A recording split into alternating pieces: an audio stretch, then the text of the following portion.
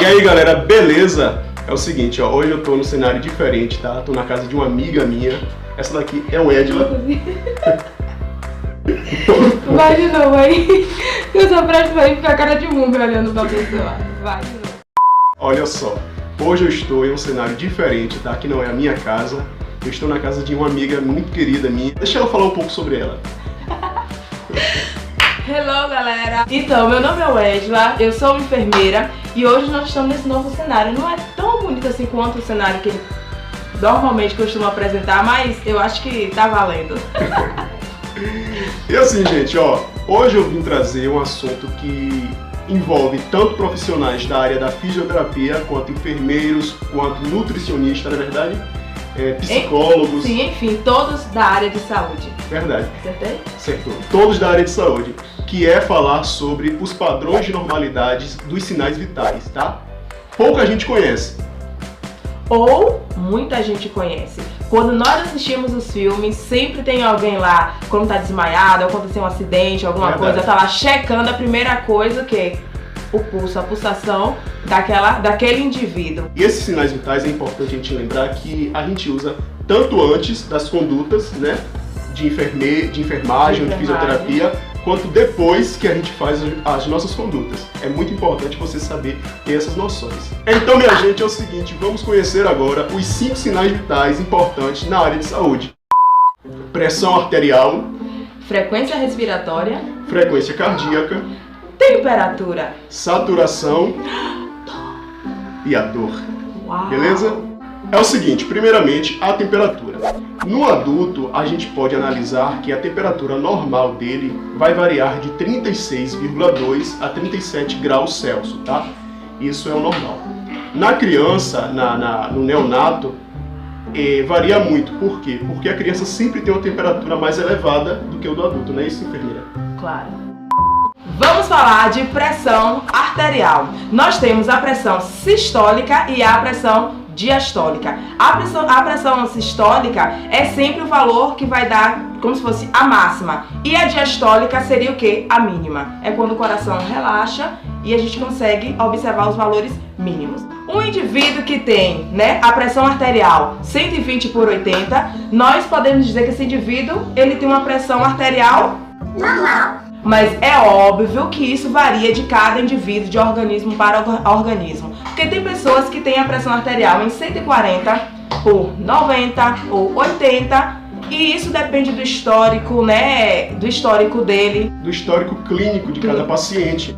Então, assim, que pode ser também encaixado dentro do padrão de normalidade. Mas já é uma pressão normal, limite, que já devemos estar já de olho para não acontecer a hipertensão, que são valores de referência muito maiores que 140/90 ou 80. Aí nós chamamos de hipertenso quando esses valores são maiores do que 140/90 ou 80, máxima e mínima.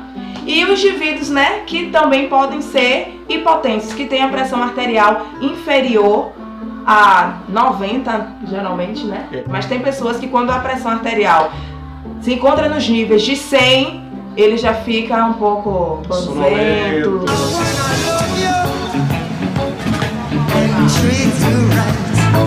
Nessa pegada aí.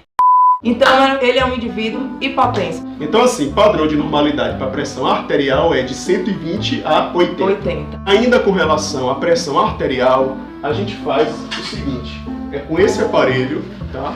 O esfígamo e o estetoscópio, que a gente vai fazer a aferição, tá certo? Aferição, é isso mesmo? Da pressão arterial do nosso paciente. Então, esse reloginho aqui, né? Falar reloginho. Esse reloginho aqui é que vai fazer a contagem, né? Por milímetro de mercúrio, que vai sinalizar o valor da pressão arterial, seja ela sistólica ou a diastólica. Beleza. Vamos falar agora sobre a frequência cardíaca, certo? A frequência cardíaca, ela é aferida pelo terapeuta pela artéria radial, que seria essa artéria aqui, tá? Onde ele vai colocar o seu polegar e vai fazer a contagem, tá, das pulsações desse pulso por minuto. E o padrão de normalidade dessa contagem vai variar de de 60 a 100 batimentos por minuto, beleza? Ele vai colocar o dedo e vai contar no relógio. Vai ter um relógio, né? Ele vai olhar e vai contar um minuto quantos batimentos teve. Se esse valor estiver menor, aí a gente já fica de algo para se chamar atenção. Alguma coisa, né, está funcionando de forma errada nesse indivíduo. A frequência respiratória se dá geralmente com o paciente em deitado, né? Em decúbito dorsal. Dorsal, que é a nossa linguagem, né, científica. E você vai fazer o seguinte, com o relógio também, na mesma frequência que você faz a contagem do pulso. Do pulso, você vai fazer a contagem da frequência respiratória. Você vai olhar, tá? O tórax do paciente e vai observar a cada inspiração e expiração que ele fizer. Ou seja, né, vamos falar de uma forma mais clara. Quando o tórax ele levanta, 2, 3. Então, observa-se esse tipo de movimento. E aí começa a contar no relógio. E o padrão de normalidade em uma pessoa adulta vai variar de 10 a 20 respiração, tá, por minuto. Gente, é o seguinte, mudando de frequência respiratória, vamos falar também, não podemos deixar de falar de saturação de oxigênio. Eu vou colocar aqui do lado a imagem de um oxímetro, onde você vai estar analisando, que é um aparelhozinho que você vai colocar no dedo, tá, do seu paciente. Pacientes que vão fazer cirurgia, que estão em processo cirúrgico, utiliza-se, né, observa-se a saturação de oxigênio.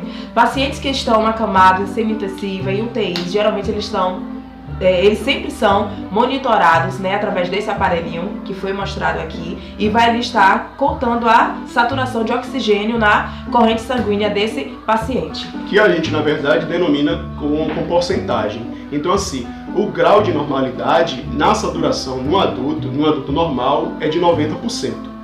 Quando de 90% a 100%.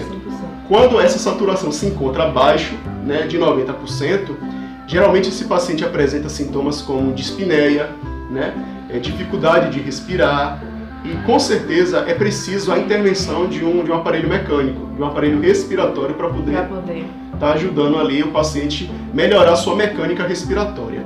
Então assim, fiquem certo de que o aparelho do oxímetro é específico para verificar a quantidade de oxigênio no sangue. Exatamente. Só isso.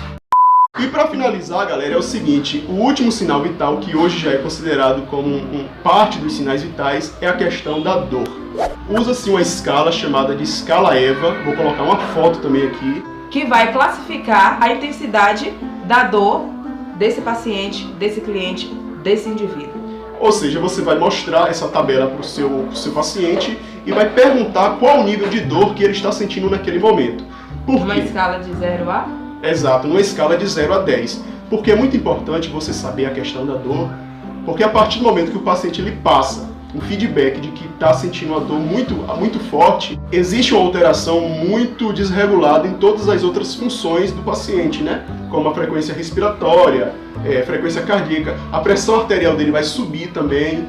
E isso também pode ser um indicativo de uma possível, sei lá, qualquer infecção. Porque um dos 5 sinais cardeais também da infecção é a dor. Ou pode ser também um indicativo de uma possível infecção. Exatamente. Então assim, fiquem certos, tá? Que vocês precisam entender e aprender esses 5 sinais vitais, muito importante na formação de vocês, tá? Eu quero agradecer a presença da minha amiga aqui nesse vídeo. A gente custou, ó.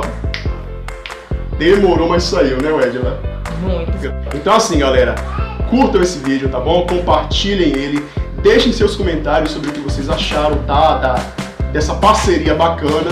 E eu espero que vocês também adicionem as redes sociais da Wedila. Wedila Black.